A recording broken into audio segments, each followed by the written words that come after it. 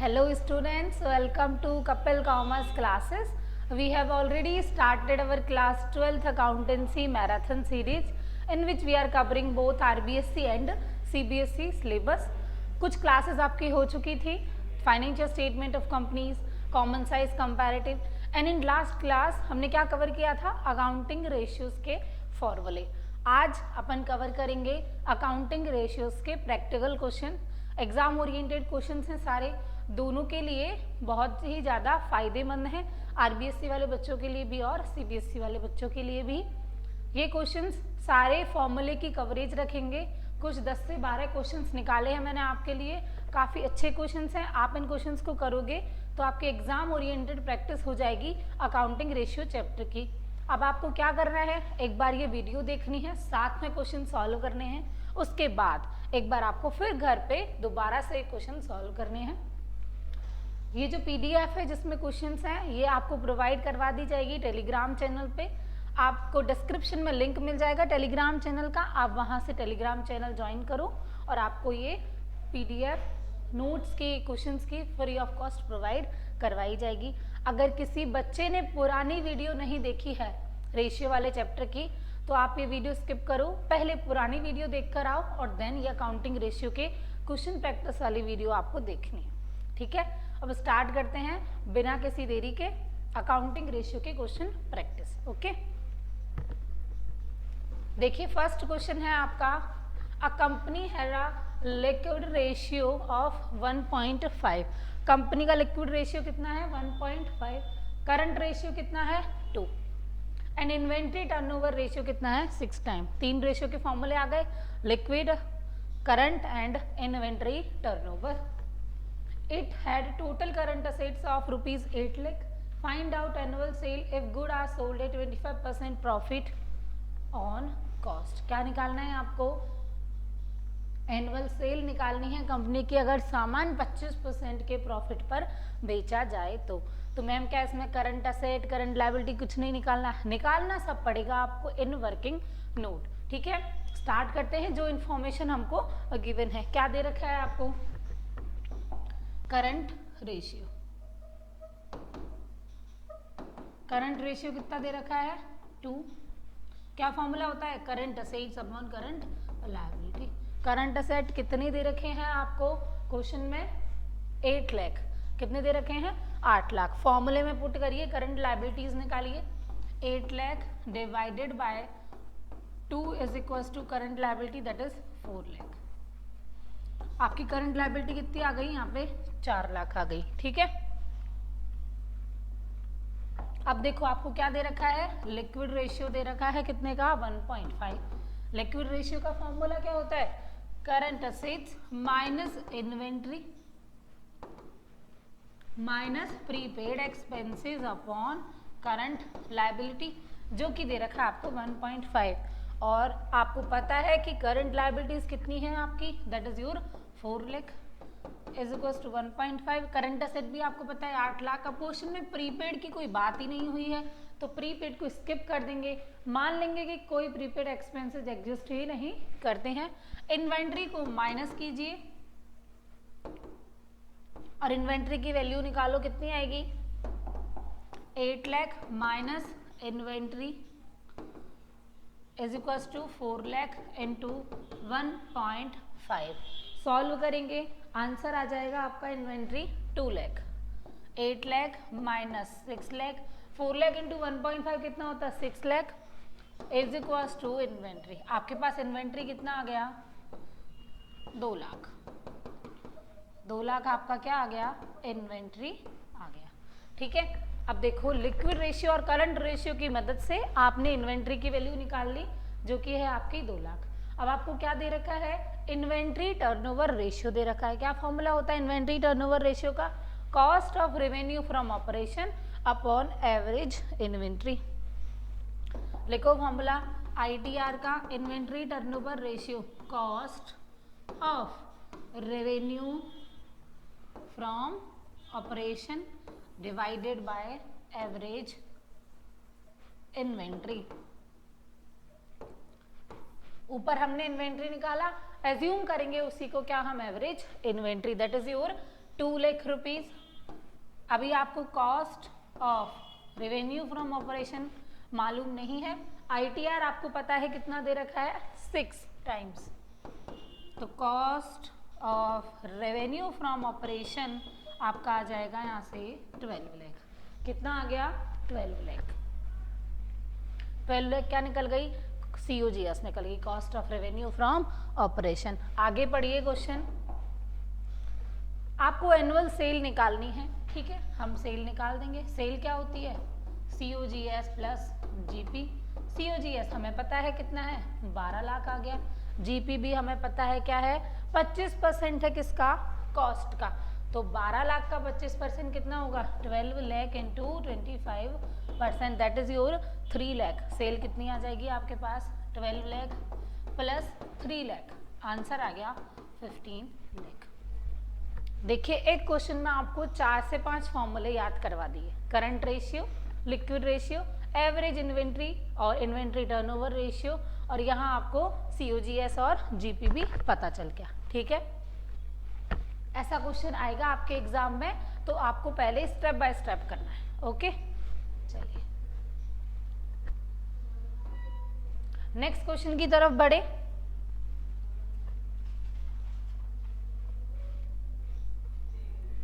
Calculate debt to capital employer ratio from the following information.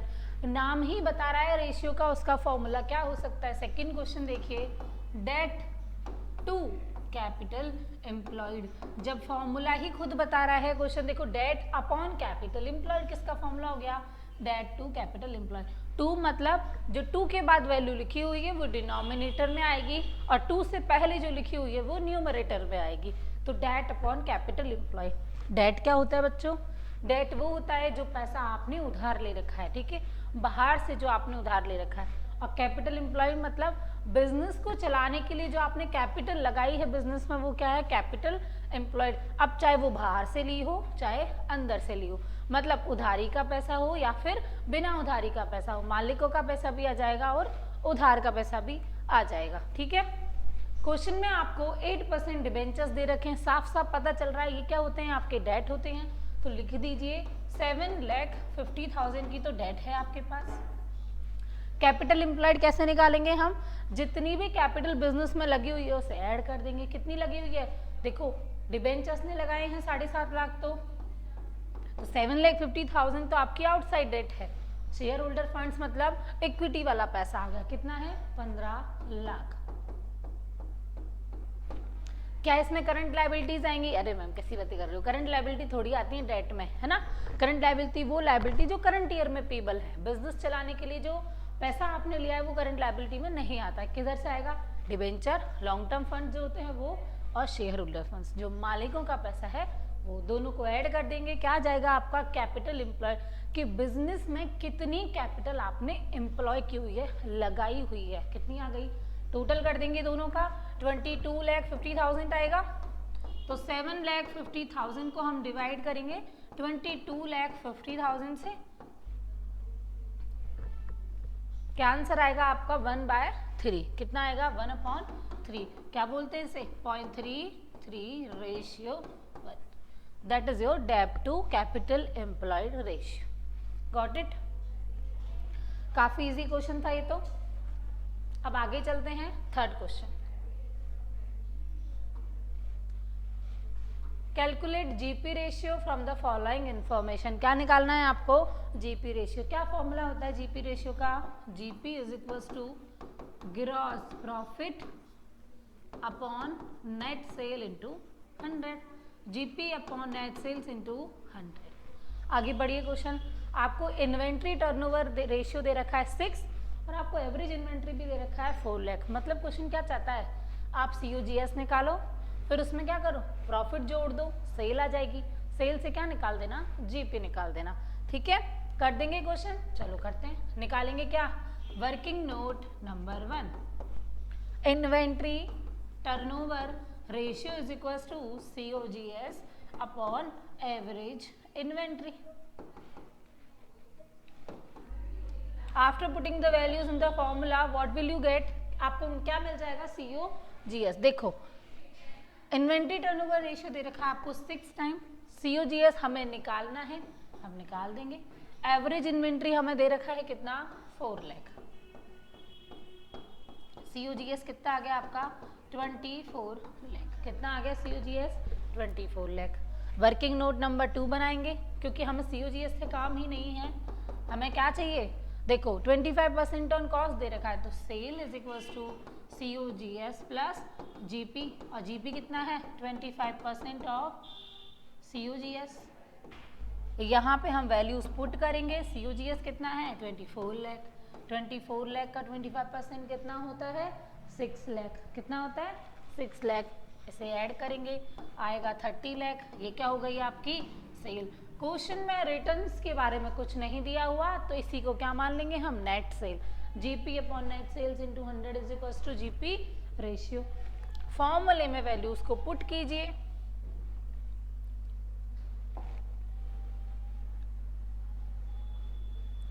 कितना था आपका GP 6 lakh और सेल कितनी आई 30 लाख। दोनों की वैल्यू पता चल गई आपको, तो 6 lakh divided bye 30 lakh into 100, कितना आंसर आ जाएगा आपका 20%। कितना 20%। क्या निकल गया GP निकल गया। अब आपको एक डाउट आ रहा होगा कि मैम हमने इतनी कैलकुलेशन की, इसका कोई मतलब ही नहीं है। क्यों? क्योंकि देखो जब कॉस्ट पे प्रॉफिट 25% होता है तो सेल पे कितना होता है ऑलरेडी 20% होता ही है। पर आपको एग्जाम में ऐसे नहीं करना है, आपको प्रॉपर सॉल्व करके ही दिखाना पड़ेगा। ठीक है कि अगर कॉस्ट पे 25 है तो सेल पे 20 होगा, ऑब्वियसली 20 होगा, लेकिन आपको ये सॉल्व करके दिखाना पड़ेगा। ओके,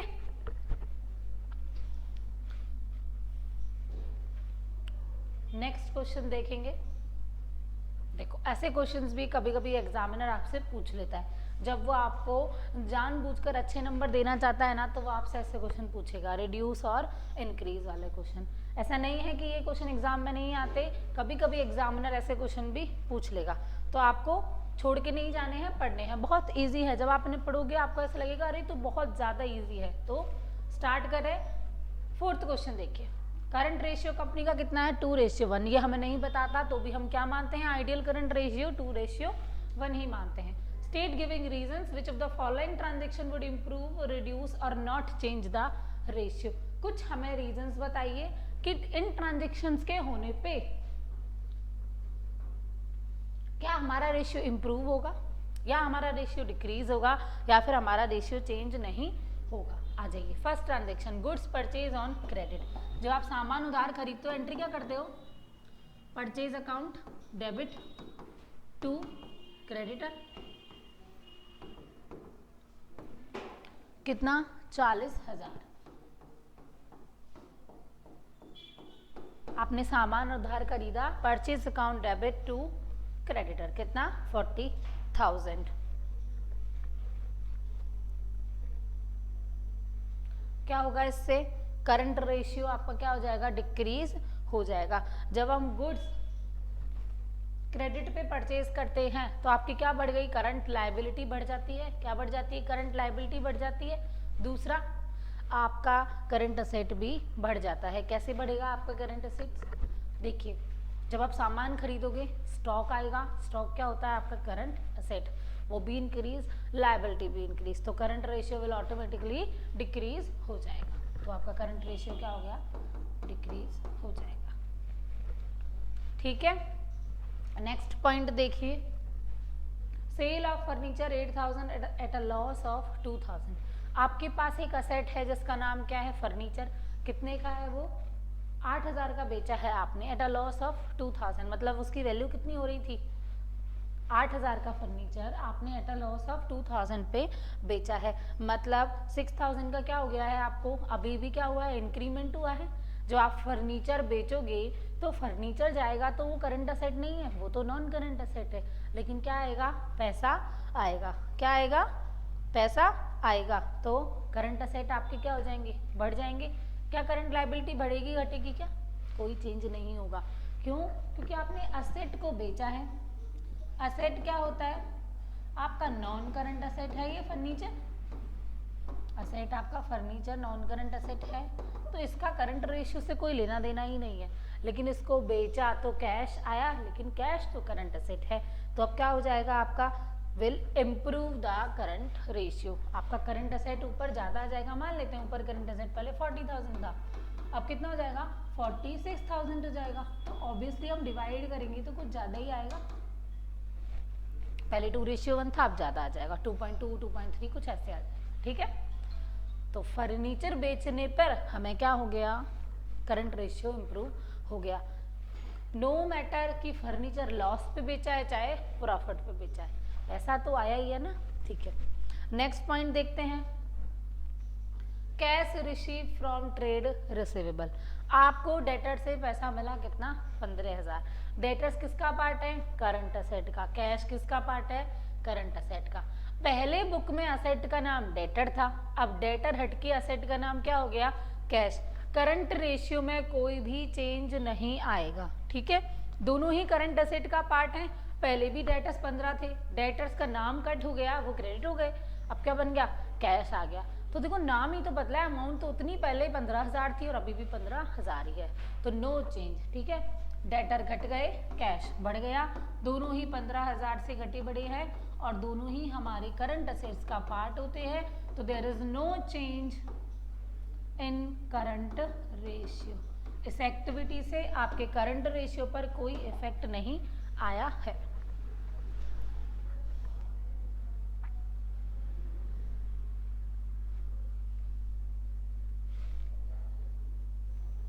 नेक्स्ट पॉइंट देखिए, issue equity share of 6 lakh. आपने शेयर इशू करे, क्या आएगा आपके पास, बैंक अकाउंट डेबिट एंट्री होती है पहली, कितना 6 लाख, और बैंक किसका पार्ट है, करंट असेट का। ठीक है, इक्विटी क्या है आपकी, लायबिलिटी है, लेकिन कौन सी है, लॉन्ग टर्म वाली है, ये तो करंट लायबिलिटी नहीं है, करंट लायबिलिटी नहीं है। तो शेयर इशू करने से पैसा आया, करंट असेट बढ़ गया, क्या लायबिलिटी बढ़ी, बिल्कुल नहीं। लायबिलिटी कौन सी है, करंट लायबिलिटी, और इक्विटी शेयर वाली लायबिलिटी कौन सी होती है, तो लॉन्ग टर्म इक्विटी होती है, तो वो तो यहाँ नहीं आएगी।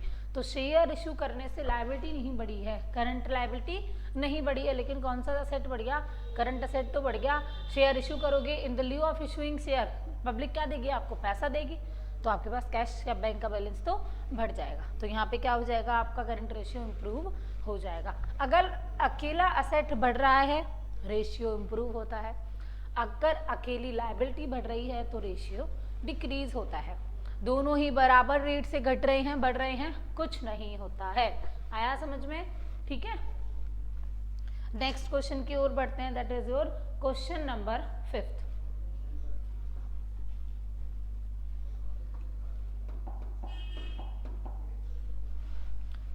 Determine return on investment and net asset turnover ratio from the following information। आपको रिटर्न ऑन इन्वेस्टमेंट पूछी है, मतलब ROI, और नेट असेट टर्नओवर रेशियो भी पूछा है।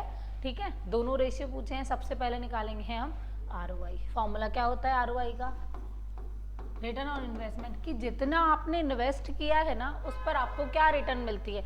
तो चलो बताइए, जो पैसा हम इन्वेस्ट करते हैं बिजनेस में उसे क्या बोलते हैं दूसरी भाषा में, कैपिटल एम्प्लॉयड। क्या बोलते हैं, कैपिटल एम्प्लॉयड। जो पैसा बिजनेसमैन ने बिजनेस चलाने के लिए इन्वेस्ट किया है, that is called your capital. बाहर से ली हो, अंदर से ली हो, कोई फर्क नहीं पड़ेगा, दोनों क्या होती हैं, कैपिटल एम्प्लॉयड। तो कैपिटल एम्प्लॉयड तो डिनोमिनेटर में आ जाएगा, ऊपर क्या आएगा, इस कैपिटल को लगा के हम क्या कमाते हैं, पैसा, उसे क्या बोलते हैं, EBIT, earning before interest and tax. अभी इसमें से हम डिबेंचर को इंटरेस्ट देंगे, सरकार आ जाएगी उसको टैक्स देंगे, तो ये कौन सी अर्निंग है, अभी तो ग्रॉस अर्निंग है। अभी इसमें से हमने पेमेंट किया नहीं है टैक्स, और किसका, डिबेंचर की इंटरेस्ट का। तो अभी क्या है, EBIT अपॉन कैपिटल एम्प्लॉयड। इस पैसे ने हमें इतना कमा कर दिया। अब ये बताइए EBIT कितना दे रखा है आपको, प्रॉफिट आफ्टर टैक्स दे रखा है, हमें तो बिफोर टैक्स चाहिए। ठीक है, क्या करेंगे हम, पहले कैपिटल एम्प्लॉयड निकालेंगे, EBIT भी हमें निकालनी पड़ेगी। ठीक है, लिखिए वर्किंग नोट नंबर 1। बताइए सबसे पहले किसका वर्किंग नोट बनाना चाहते हैं, EBIT का। क्या होता है EBIT, earning before interest and tax. तो आपको अगर अर्निंग आफ्टर टैक्स दे रखी है,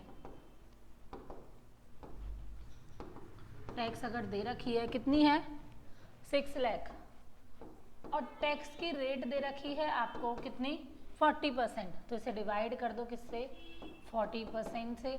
क्या आंसर आ जाएगा आपका, प्रॉफिट बिफोर टैक्स आ जाएगा। ठीक है,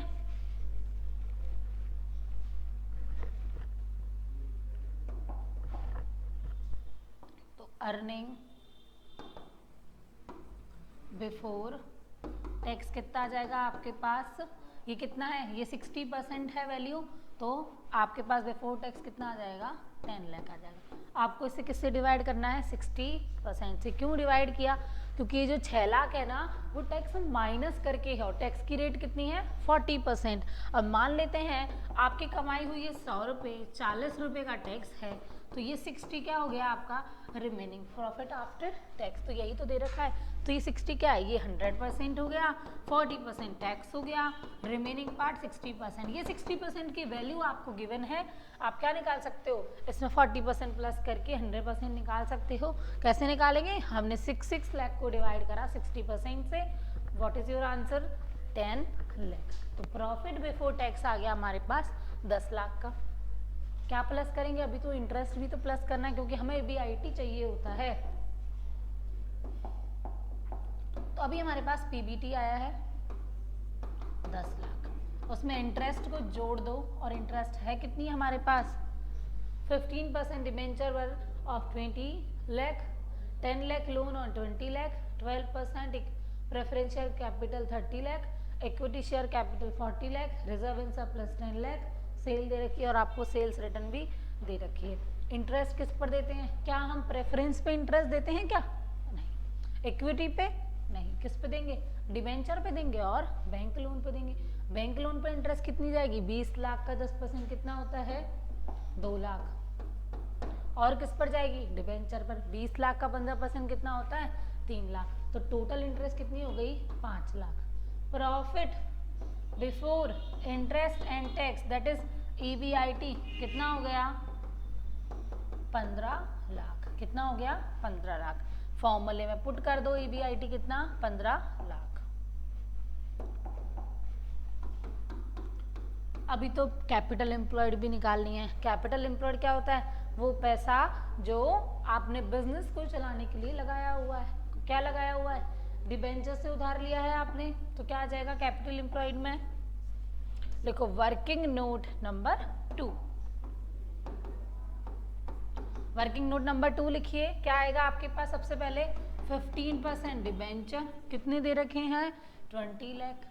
आपने बैंक से लोन लिया है बिजनेस करने के लिए, कितने का, 10 लाख का, नहीं ये भी 20 लाख का ही। प्रेफरेंस शेयर्स कैपिटल है प्लस PS कैपिटल कितनी है आपके पास, 30 लाख की। और इक्विटी कैपिटल कितनी है आपके पास, 40 लाख की। कितनी है, 40 लाख की। और क्या दे रखा है आपको, रिजर्व एंड सरप्लस कितना, 10 लाख। 20 20 40 40 और 30 70 70 और 40 110 और 110 और 10 कितना होता है, 120। कितना आ गया, 120 लाख। क्या है, सी कैपिटल एम्प्लॉयड। बैंक से पैसा लिया, डिबेंचर ले रखे हैं, इक्विटी की कैपिटल, प्रेफरेंस के कैपिटल, सबको जोड़ दिया, रिजर्व एंड सरप्लस को जोड़ दिया। क्या आ गया, वो पैसा जो बिजनेस की है, बिजनेस में जो कैपिटल लगी हुई है अभी तक कितनी है, 120 लाख। अब जाकर के 120 लाख को फॉर्मूले में पुट कर दो, आंसर आपको प्राप्त हो जाएगा। 15 lakh divided bye 120 lakh into 100। क्या आंसर आएगा आपके पास इसका, 12.5%।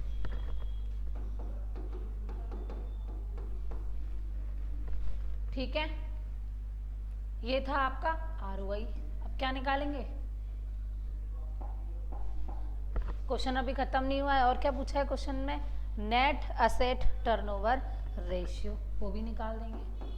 नेट असेट टर्नओवर रेशियो, क्या फॉर्मूला बताया था मैंने, कि जिस भी रेशियो में टर्नओवर होता है उससे पहले जो भी लिखा होता है उसे क्या कर देते हैं, अपन टर्न कर देते हैं। अब देखो ये वो टर्नओवर रेशियो है या फिर दूसरा कैपिटल एम्प्लॉयड वाला है, देखो अब यहाँ पर सारी फिगर्स कैपिटल एम्प्लॉयड वाली है, नेट एसेट का तो कोई पॉइंट नहीं है, तो क्या करोगे, क्या करना है आपको, फॉर्मूला कैपिटल एम्प्लॉयड वाला ही लगाना है। क्या फॉर्मूला होगा आपके पास, revenue from operation, revenue from operation, revenue from operation का दूसरा नाम क्या होता है आपका, सेल। क्या होता है, सेल। डिवाइड किससे करेंगे उसको, कैपिटल।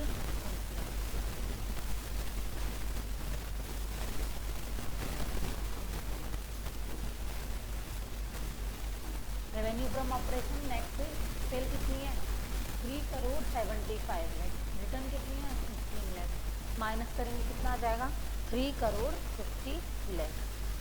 लिख दो 3 करोड़ 50 लाख, डिवाइड कर देना कैपिटल एम्प्लॉयड से, दैट इज 120, आपके पास आंसर आ जाएगा।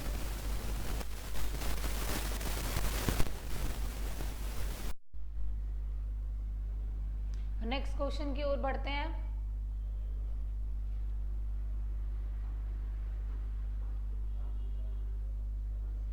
Calculate proprietary ratio if total asset to debt ratio 2:1, debt है 5 लाख, इक्विटी कैपिटल आपकी 0.5 टाइम्स है डेट की, preference capital is 25% of equity share capital, net profit before tax है 10 लाख और रेट ऑफ टैक्स है आपकी 40%। ठीक है, क्या निकालना है आपको, प्रोप्राइटरी रेशियो निकालना है।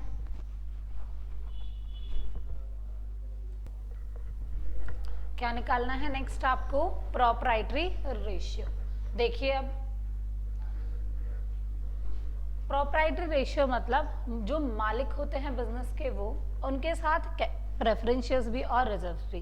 प्रोप्राइटरी रेशियो में क्या कौन आता है, जो प्रोप्राइटर्स का फंड होता है, मालिकों का फंड। अब देखो इक्विटी शेयर होल्डर्स भी मालिक हैं, प्रेफरेंस शेयर होल्डर्स भी मालिक हैं और रिजर्व इन सरप्लस में भी पैसा होता है, वो भी हमारा प्रोप्राइटरी फंड होता है। ठीक है, तीनों को क्या करके ऐड करते हैं तो प्रोप्राइटर्स फंड आ जाता है, equity plus preference plus reserve and surplus.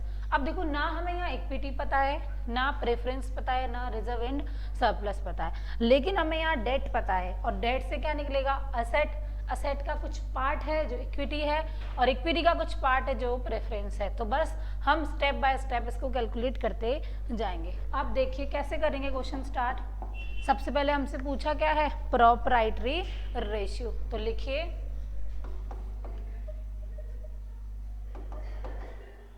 Proprietary ratio का फॉर्मूला क्या होता है, प्रोप्राइटर्स फंड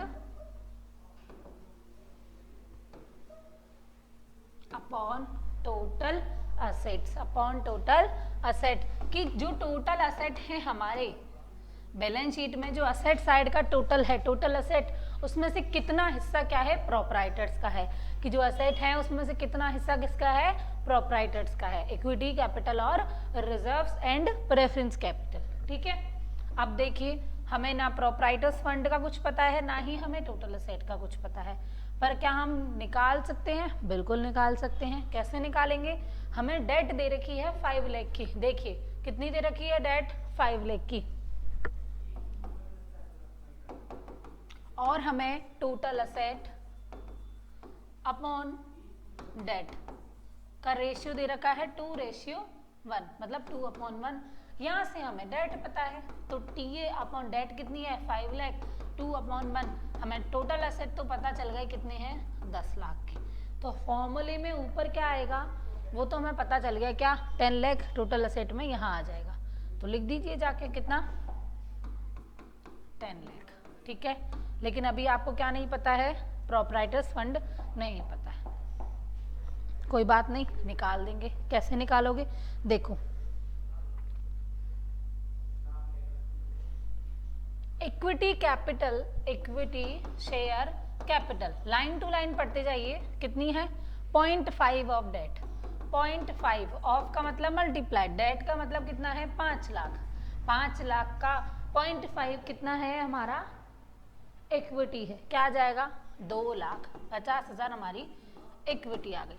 तो इक्विटी शेयर कैपिटल तो चल गई पता, 2,50,000 की है। प्रेफरेंस शेयर कैपिटल इक्विटी की 25% है, बस तो जो क्वेश्चन कह रहा है वैसे वैसे करते जाएंगे। प्रेफरेंस शेयर कैपिटल इक्विटी की 25% है, तो 2.5 लाख का 25% कितना होता है? 62,500। 62,500 ठीक है। 62,500 क्या हो गया हमारा? Preference share capital. अब क्या निकालना है हमें? प्रोप्राइटर्स फंड निकालना है, निकाल देते हैं। Proprietors fund is equal to equity plus preference plus reserve and surplus. हमें यहाँ से इक्विटी पता चला, दैट इज 2,50,000। हमें यहाँ से प्रेफरेंस पता चला 62,500। अब रिजर्व एंड सरप्लस कैसे निकालेंगे? देखिए क्या दे रखा है आपको? डेट दे रखा है। कितना? 5 लाख का आपको डेट दे रखा है। हमें रिजर्व एंड सरप्लस निकालने हैं, कैसे निकलेंगे?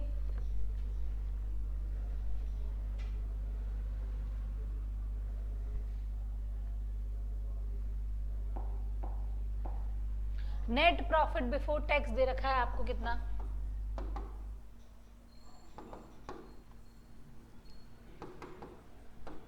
10 लाख का, और टैक्स की रेट कितनी है? 40%। टैक्स देने से पहले आपकी कमाई है 10 लाख, 40% सरकार ले जाती है, कितना बचा? 6 लाख। 6 लाख क्या है आपका? प्रॉफिट। तो नेट प्रॉफिट आफ्टर टैक्स कितना हो गया? 6 लाख। और नेट प्रॉफिट कहाँ जाता है? रिजर्व एंड सरप्लस का ही तो पार्ट है, P and L. P and L कहाँ है? Reserve and surplus. तो आपके पास रिजर्व एंड सरप्लस कितना आ गया? 6 लाख। सबको ऐड करो, 2,50,000 और 6 लाख कितना हो गया? 8,50,000। और उसमें किसको ऐड करो? 62,500। कितना हो गया? 9,12,500। क्या आ गया आपका? Proprietors fund. ऊपर जाके इसे पुट कर दो, दैट इज 9,12,500। 9,12,500 क्या है ये आपके प्रोप्राइटर्स फंड। डिवाइड करेंगे टोटल असेट से, क्या आंसर आ जाएगा आपका? 0.912:1। मतलब टोटल असेट में से 0.912% कौन है? हमारे प्रोप्राइटर्स ही है। कौन है? प्रोप्राइटर्स। आया समझ में? ठीक है, नोट डाउन कीजिए, साथ में किया होगा, नहीं तो देखो अभी कर लो।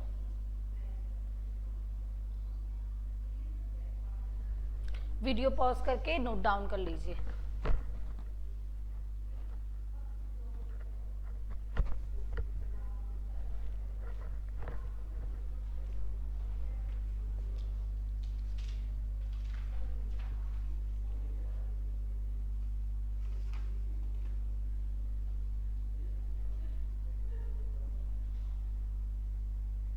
नेक्स्ट क्वेश्चन पढ़ते हैं, क्वेश्चन नंबर 7।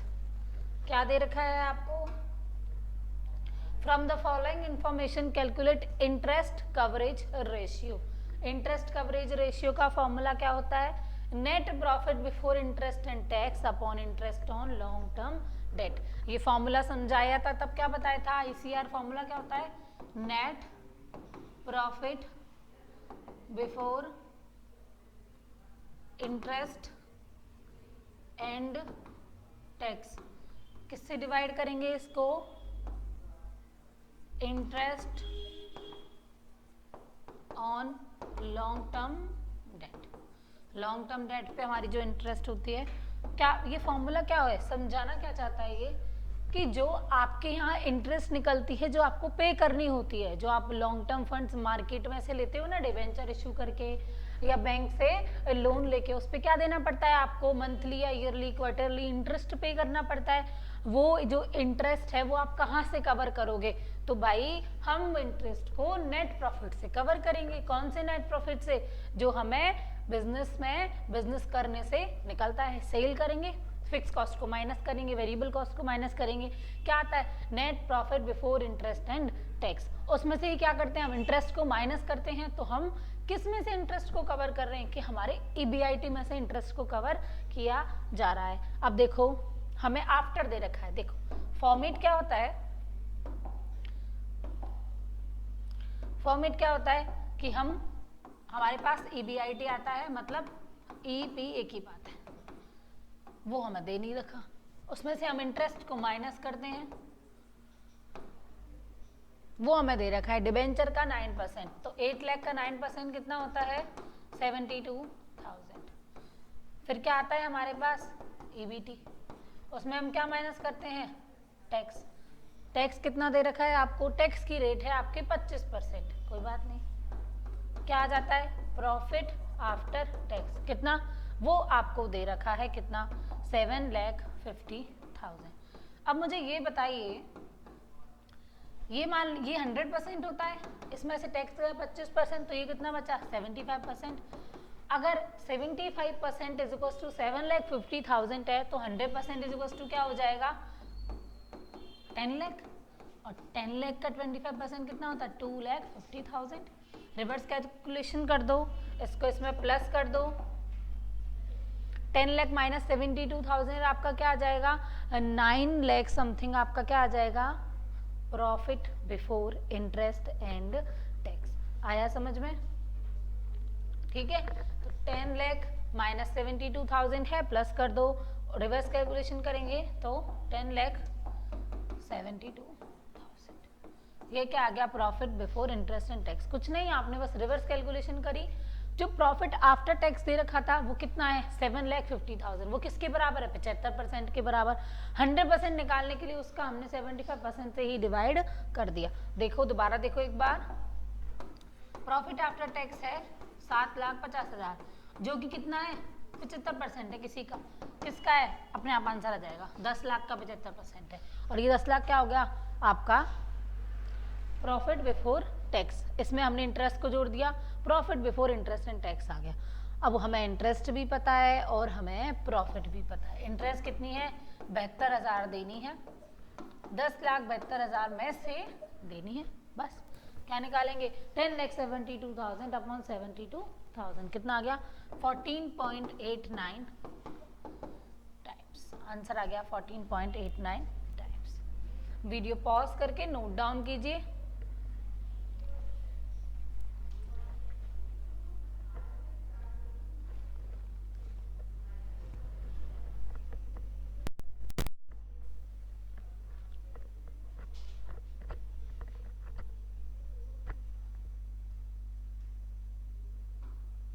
नेक्स्ट क्वेश्चन देखिए, क्वेश्चन नंबर 8, आपको ओपनिंग इन्वेंट्री निकालना है और क्लोजिंग इन्वेंट्री निकालना है। ये बहुत ज़्यादा इजी क्वेश्चन है आपका नेक्स्ट वाला, और ये एग्जाम पॉइंट ऑफ व्यू से भी इम्पोर्टेंट है। कभी भी ITR का क्वेश्चन पूछेगा तो examiner most of the cases में यही क्वेश्चन पूछता है। आपको क्या दे रखा है, रेवेन्यू फ्रॉम ऑपरेशन गिवन है, आपको ITR भी गिवन है, GP भी गिवन है, क्लोजिंग भी गिवन है और ओपनिंग भी गिवन है। देखो क्लोजिंग दे रखा है ना, वो ओपनिंग से 20,000 ज़्यादा है, ओपनिंग हम निकाल लेंगे। देखिए इन्वेंट्री टर्नओवर रेशियो का फॉर्मूला लिखिए, COGS divided by average inventory. अब हमारा COGS कितना है वो हमें अभी पता नहीं है, ठीक है, लेकिन आपको GP पता है और सेल पता है। COGS कैसे निकालते हैं, sales minus GP, revenue from operation 8 lakh है, GP माइनस कर दो कितना है 25%, कितना आ जाएगा COGS आपका 6 लाख आ जाएगा। हमें यहाँ से 6 लाख पता चल गया, लिख दीजिए। एवरेज इन्वेंट्री नहीं पता चला कोई बात नहीं, लेकिन हमें क्या पता है ITR तो पता है, ITR कितना दे रखा है 5, COGS कितना निकला 6, एवरेज इन्वेंट्री नहीं पता कोई बात नहीं, एवरेज इन्वेंट्री कितना आएगा 6 लाख डिवाइडेड बाय 5 टाइम्स, कितना आंसर आएगा 6 लाख डिवाइडेड बाय 5 टाइम्स 1,20,000। तो एवरेज इन्वेंट्री क्या आ गया 1,20,000। एवरेज इन्वेंट्री का formula opening inventory plus closing inventory divided by 2। Opening कितना है नहीं पता, पर क्लोजिंग इन्वेंट्री कितना है, ओपनिंग से 20,000 ज्यादा है, तो ओपनिंग को लेट करो x, क्लोजिंग को बोलो 20,000 plus x divided by 2 is equal to 1,20,000। कितना आंसर आ जाएगा?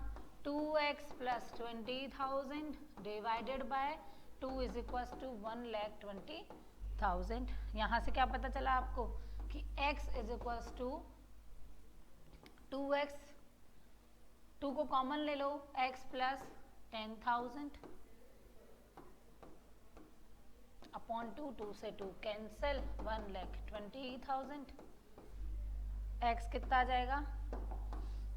1,20,000 minus 10,000, x is equal to 1,10,000। और ये x क्या माना था? ओपनिंग इन्वेंट्री, जो कि कितना है? 1,10,000। क्लोजिंग क्या था? 1,10,000 में 20,000 को और जोड़ दो, क्योंकि वो x प्लस 20 था। कितना आ गया? 1,30,000। यही निकालना है कि ओपनिंग कितना है और क्लोजिंग कितना है। ठीक है, ओपनिंग निकल गया और क्लोजिंग भी निकल गया। आया समझ में? अगर रेशियो के क्वेश्चन आपको करने हैं तो आपको अच्छे से फॉर्मूलेज याद होने ही चाहिए। ठीक है, लो वीडियो पॉज करके लिख लेना।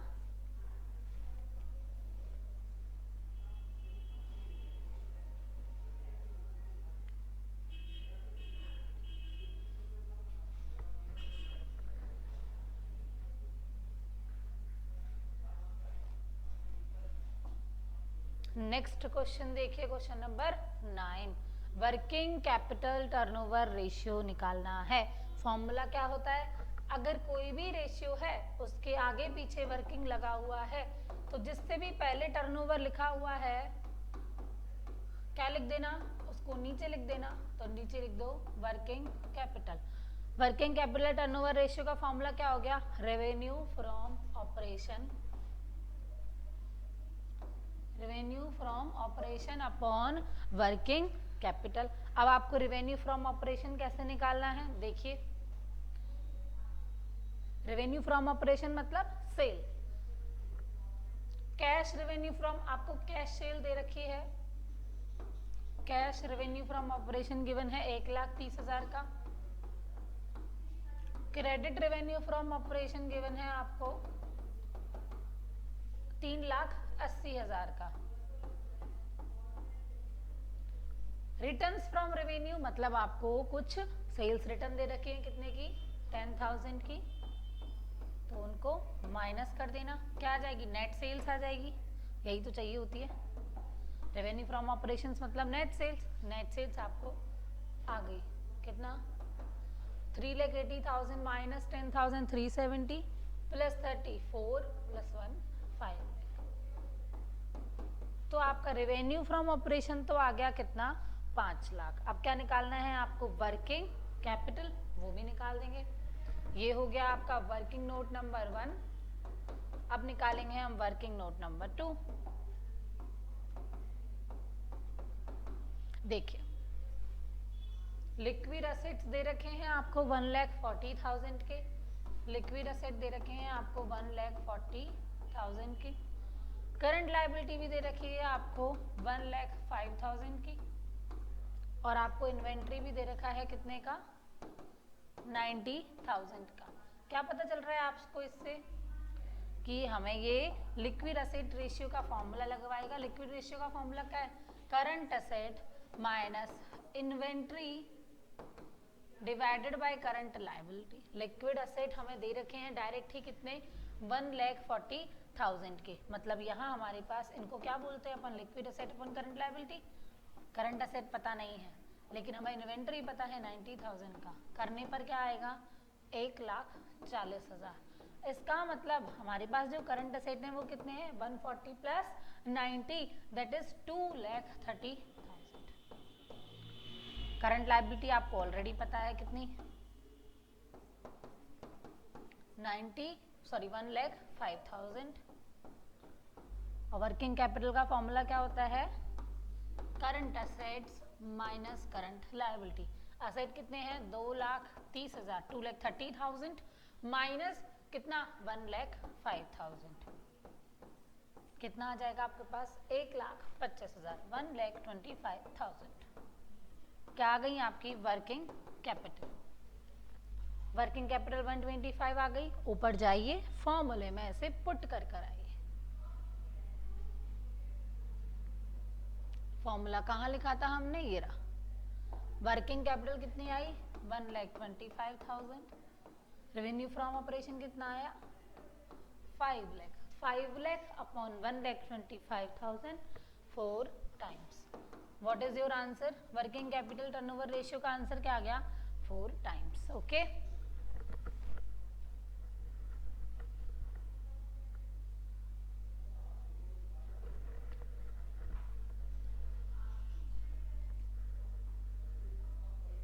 नोट करो।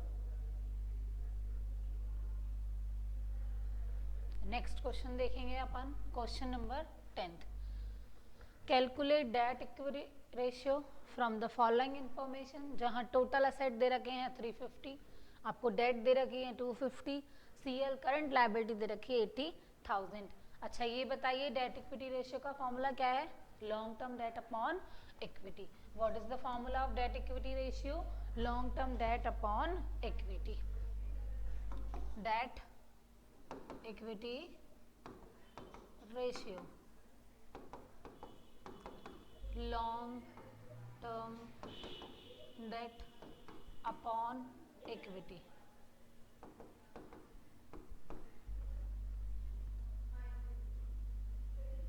अब देखिए आपको टोटल असेट दे रखे हैं और आपको क्या दे रखा है, टोटल डेट भी दे रखा है और करंट लायबिलिटी भी दे रखी है। देखो ये जो टोटल डेट है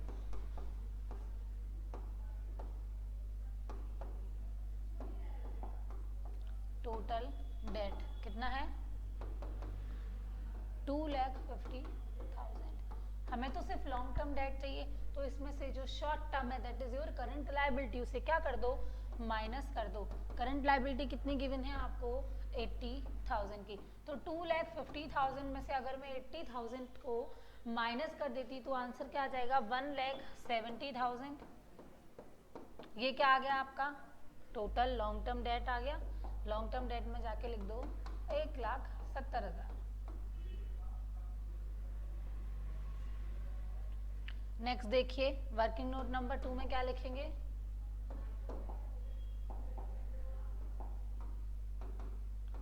वर्किंग नोट नंबर 2 में क्या निकालेंगे हम, इक्विटी। इक्विटी दे नहीं रखी है हमें, लेकिन हमें क्या पता है टोटल असेट तो पता है। अब देखिए मैंने क्या बोला था आपको थ्योरी पढ़ाते वक्त कि हम सबको पता है बैलेंस शीट का टोटल इक्वल होता है असेट बराबर liability, asset is equal to liability. लेकिन कभी भी हम इसे फॉर्मूले एप्लीकेशन क्वेश्चन सॉल्व करते वक्त लगाते नहीं है। अब देखो कैसे, ये लायबिलिटीज होती हैं, ये असेट होते हैं, यहाँ का टोटल यहाँ के बराबर है। आपको यहाँ का टोटल तो दे ही रखा है ना 3,50,000, तो इसका मतलब ऑटोमेटिकली इधर का टोटल भी कितना है 3,50,000। यहाँ क्या आता है आपका इक्विटी और क्या आता है आपके सारे डेट आते हैं। ये डेट आपको कितना दे रखा है क्वेश्चन में 2,50,000। कितना 2,50,000। तो क्या आप इक्विटी नहीं निकाल सकते, निकाल सकते हैं। कितना 1 लाख। कैसे निकाला 2,50,000 माइनस कर दिया किसमें से 3,50,000 में से, कितना आंसर आ जाएगा 1 लाख। फॉर्मूले में जाकर वैल्यू रख कर आओ, कितना 1 lakh. 1,70,000 divided by 1 lakh, answer आ जाएगा 1.7:1।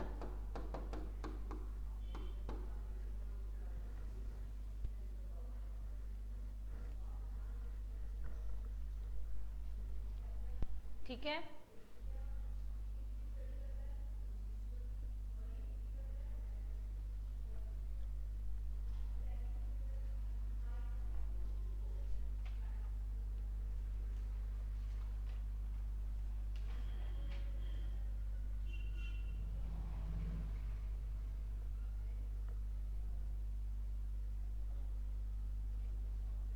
नेक्स्ट क्वेश्चन की तरफ बढ़ते हैं, that is your question number 11th।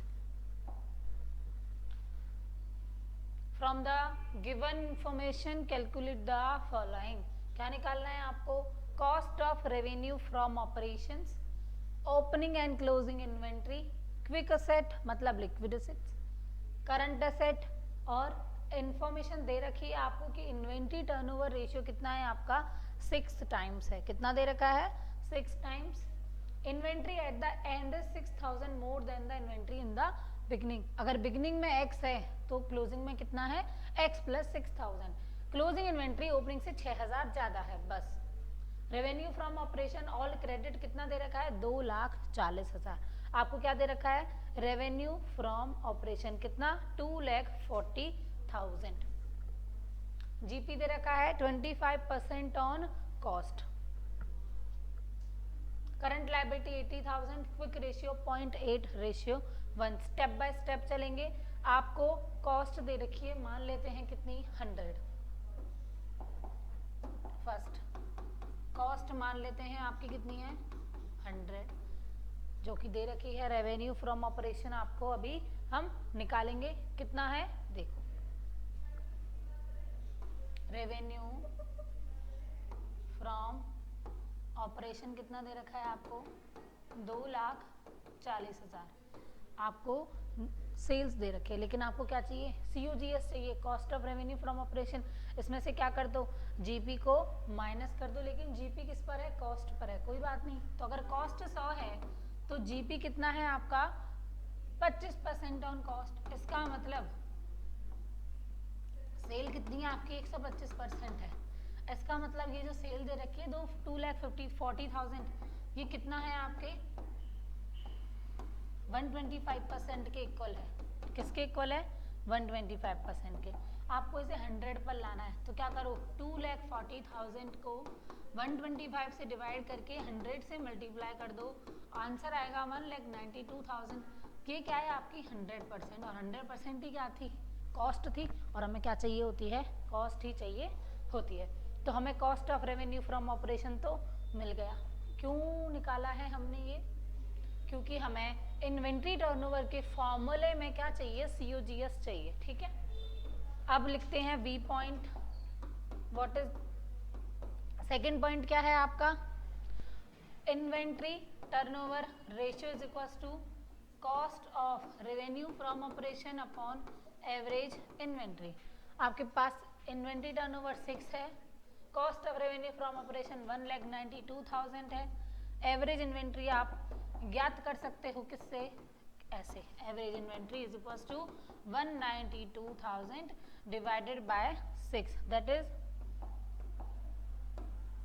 आपके पास एवरेज इन्वेंट्री 192,000 डिवाइडेड बाय 6 करेंगे कितना आ जाएगा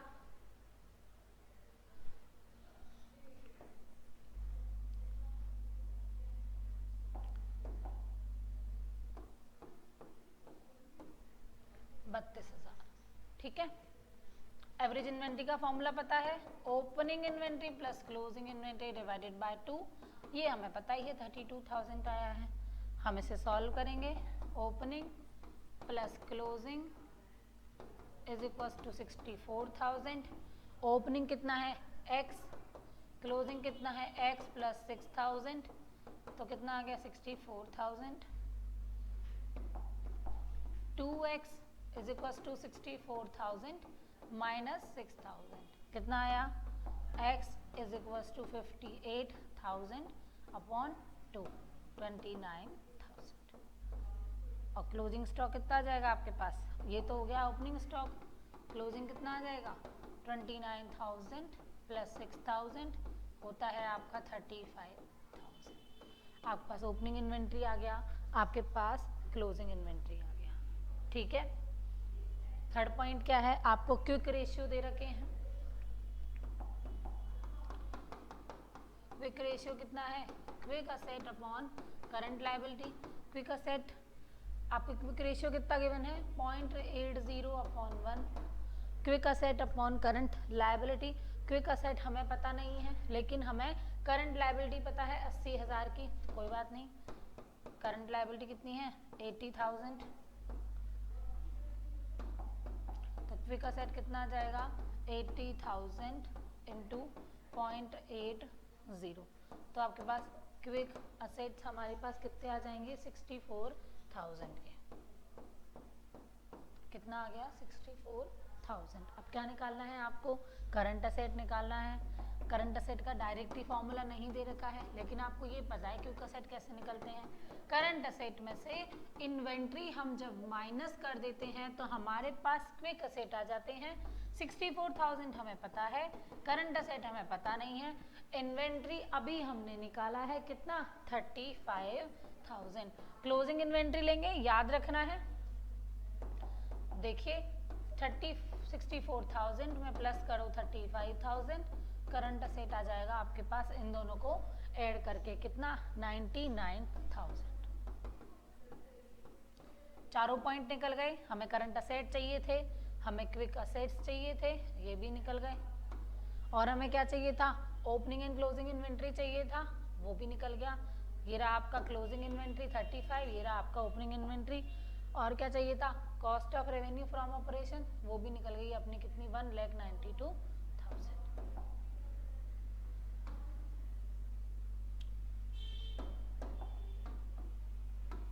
ठीक है, एक बार मैं ऐसे नोट करो।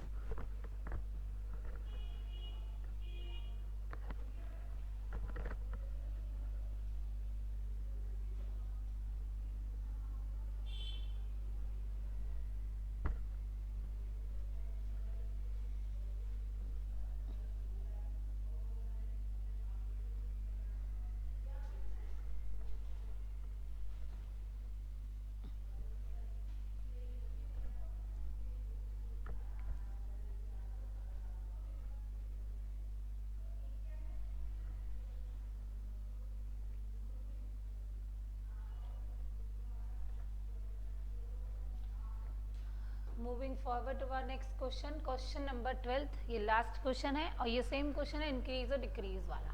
देखिए करंट रेशियो 2:1 है।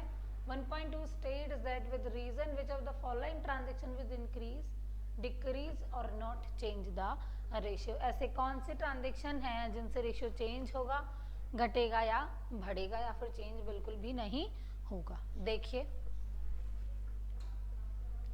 Redemption of 9% debenture of 1 lakh rupees at a premium of 10%। आपने डिबेंचर्स का क्या करा है, रिडम्पशन करा है। डिबेंचर्स मतलब आपकी लॉन्ग टर्म बोराइंग, मतलब करंट लायबिलिटी का पार्ट तो नहीं है, उनको आपने रिडीम किया है। उनको रिडीम मतलब आप उनको पैसा वापस दे रहे हो और डिबेंचर वापस ले रहे हो। जब आप डिबेंचर वापस लोगे तो पैसा देना पड़ेगा। दैट मीन्स आपका जो बैंक बैलेंस है वो डिक्रीज हो जाएगा। बैंक बैलेंस किसका पार्ट है, करंट असेट, तो करंट असेट भी डिक्रीज हो गए। क्या रिडम्पशन करने से लायबिलिटी कम हुई, क्या लायबिलिटी कम तो हुई है, लॉन्ग टर्म लायबिलिटी कम हुई है। हमें किससे मतलब है, करंट से मतलब है। करंट लायबिलिटी पे कोई इफेक्ट नहीं आया है। असेट घट गए, लायबिलिटी उतनी ही है, रेशियो क्या हो जाएगा, डिक्रीज हो जाएगा। क्या हो जाएगा, डिक्रीज। तो फर्स्ट का आंसर क्या हो गया, डिक्रीज। क्या लिखोगे आप इसके रीजन में कि रिडम्पशन ऑफ डिबेंचर करने से लॉन्ग टर्म लायबिलिटी डिक्रीज होती है, that is not part of current liability, so current liability remains unchange, current asset will be decreases because for the redemption of preference share we have to pay something in cash, तो हमारा cash decrease हो जाएगा और हमारा current ratio decrease हो जाएगा। ठीक है, नेक्स्ट देखिए रिसीव फ्रॉम डेटर्स। डेटर्स ने आपको 17,000 रुपये दी। डेटर्स क्या होते हैं, आपके करंट असेट होते हैं। तो आपके पास करंट असेट में डेटर थे 17,000 के। अब पैसा आ गया, एंट्री क्या हो गई, cash account debit to debtors. अब आपकी बुक से डेटर्स खत्म हो गए, लेकिन कौन आ गया, कैश आ गया। तो पहले भी करंट असेट में 17,000 था डेटर्स के नाम का, अब नाम चेंज करके उसका नाम क्या हो गया, कैश। दोनों ही असेट का पार्ट है, सिमिलर वैल्यू से इंक्रीज और डिक्रीज हो रहे हैं, there is no change in current ratio. Second का आंसर क्या हो गया आपका, नो चेंज। आंसर लिखोगे नो चेंज, कॉमा करके रीजन लिखोगे that both debtors and cash are the part of current ratio, current assets. So if debtors का payment receive होगा तो कैश विल ऑटोमेटिकली इंक्रीज और डेटर्स विल बी डिक्रीज। तो the effect on current ratio is not change, क्या change भी नहीं होगा, कुछ भी चेंज नहीं होगा, ठीक है। नेक्स्ट पॉइंट देखिए,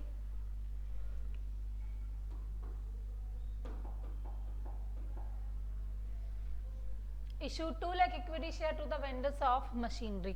कभी कभी कंपनी क्या करती है, मशीन परचेज करेगी, उसके बाद पैसे नहीं होते, वो क्या दे देती है, अपने शेयर्स दे देती है। देखो ना तो शेयर्स करंट लायबिलिटी होती है, लॉन्ग टर्म लायबिलिटी है, और ना ही मशीन हमारा करंट असेट होता है। क्यों, मशीन क्या है, हमारा फिक्स असेट है जो कि नॉन करंट असेट का पार्ट है, तो there is no effect on current ratio after issuing equity share to machine. कुछ भी फर्क नहीं पड़ा, ना लायबिलिटी में ना असेट में, कौन से वाले में, करंट में, तो कुछ भी नहीं होगा। नेक्स्ट देखिए, accepted the bill of exchange drawn by creditor. आपने उधार सामान खरीदा, एंट्री क्या होगी, आपके पास क्रेडिटर्स आ गए, कितने के, 7,000 के। क्रेडिटर ने क्या दिया, आपको बिल दे दिया कि भाई इस बिल पे साइन करके दे दे, तेरी लायबिलिटी है मुझे 3 महीने बाद पैसे देने की। आपने बिल पर क्या कर दिया, साइन कर दिया। जैसे ही आपने साइन करा, वो क्या बन गया, बीपी बन गया, वो क्या बन गया, बिल्स पेबल। अब आपकी बुक्स में क्रेडिटर का नाम हटके क्या हो गया है, बीपी हो गया है। दोनों ही ट्रेड पेबल्स का पार्ट है, और ट्रेड पेबल्स करंट लायबिलिटी हुआ, नाम ही तो चेंज हुआ है, रेशियो तो ऑलरेडी सेम ही रहेगा, तो इसका आंसर भी क्या हो जाएगा, नॉट चेंज। क्या लिखोगे, आंसर में लिखना नॉट चेंज, कॉमा करके रीजन क्या लिखोगे, since the name of creditors is change by bills payable, both are current liability and the part of trade payables, तो there is no change in current ratio. इस बात से current ratio पर कोई भी चेंज नहीं आएगा, ओके। इसी के साथ आपके अकाउंटिंग रेशियो की क्वेश्चन प्रैक्टिस समाप्त होती है। कॉम्प्रिहेंसिवली सारे फॉर्मूलेज इसमें कवर हो गए होंगे, जो 2-3 नहीं हुए वो आपने अपनी बुक से कवर करने हैं, कुछ क्वेश्चंस अपनी बुक से करने हैं आपको। अब आपको क्या करना है, जो आज आपने वीडियो ली साथ में क्वेश्चंस करे होंगे, नोट डाउन। इसके बाद आपको दोबारा से एक बार फॉर्मूले याद करने हैं और क्वेश्चंस को बिना देखे करना है, पता चलेगा आपको कितना टाइम लगता है और कितनी आपकी मिस्टेक्स होती है, ठीक है। अगर किसी बच्चे ने डायरेक्ट ये वीडियो देखी है तो उससे पहले आप पुरानी वीडियो देखो जिसमें फॉर्मूलेज रिवाइज हुए हैं, उसके बाद ये वीडियो देखना, आपको बहुत अच्छा फायदा मिलेगा। अगर आपको ऑलरेडी फॉर्मूले आते हैं तो आप डायरेक्टली ये वीडियो भी देख सकते हो। आप यूट्यूब चैनल को सब्सक्राइब कीजिए और टेलीग्राम चैनल को ज्वाइन करो, आपको ये PDF की लिंक वहाँ प्रोवाइड करवा दी जाएगी। That's all for today, thank you, hope you guys like the session.